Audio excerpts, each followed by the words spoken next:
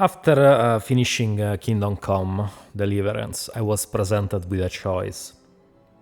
I had to buy another game because I didn't have anything else to play at the moment. So I told to myself, I want to play something that takes place in Japan, since Assassin's Creed Shadows has come out. And the choice was between that one and Ghost of Tsushima. So I said to myself, I just can't be bothered to support Ubisoft. So I'm not gonna buy Assassin's Creed Shadows at full price. If I do play it, I'm probably gonna play it through their subscription, the one where you pay $17 for a month. But I decided to go with the Ghost of Tsushima because it just seemed like the better game to me. And I have to say, first few impressions, this is not gonna be like a proper review because I've been playing it for not much, probably no more than 4 or 5 hours so far.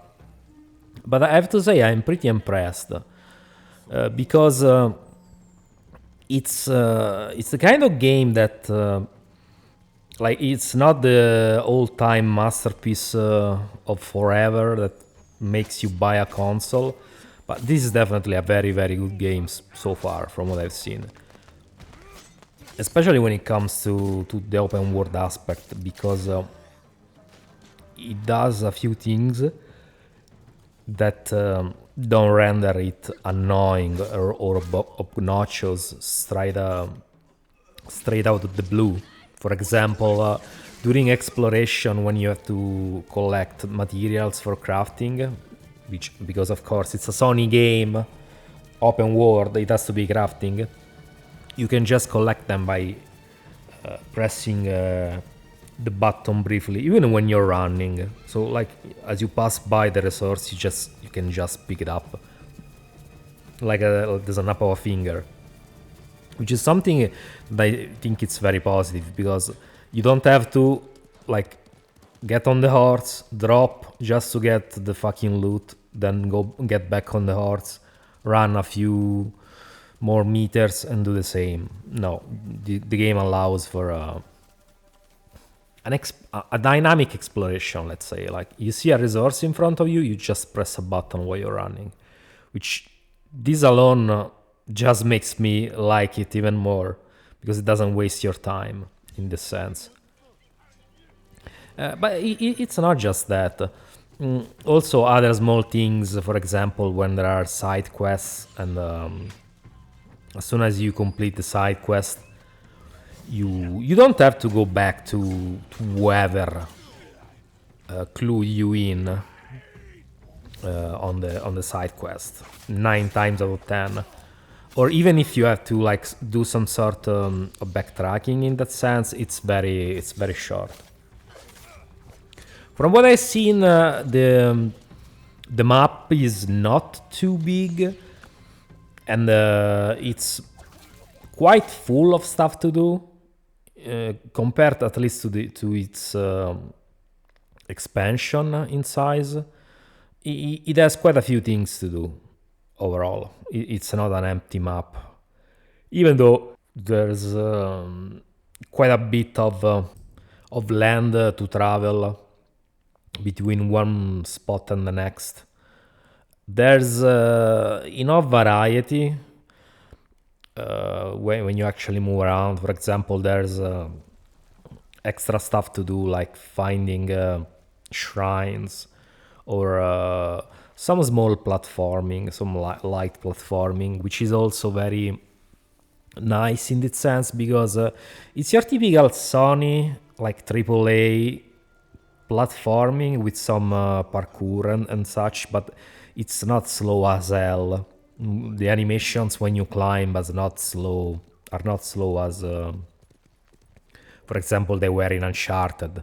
Those were fucking slogs to get through. But this one, no, it's very snappy. You do tap, pam, pam, pam, press the button and it's very quick to do. So it's not annoying at all in that sense. Plus there's always the random encounters, which it's always nice. They break the pace quite nicely in open world games like this one.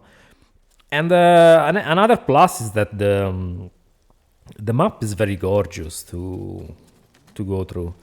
Like the landscapes, the artistic choices, the colors, everything is very good looking. The graphics too, of course, but you can tell this is a PS4 game. But still, it looks very good. I'm pretty impressed in this sense as well. Especially if you like Japan as a setting, it's rendered very well. And then there's the combat. The combat, I mean, from what I've seen, of course, like I said, I have not unlocked everything you can unlock. Because I'm not even halfway through at this point. But from what I've seen and tried, it seems pretty, like, complex. It's not your average AAA fighting game, like, fighting system, let's say. A la Batman Arkham. It's definitely more complex, more nuanced.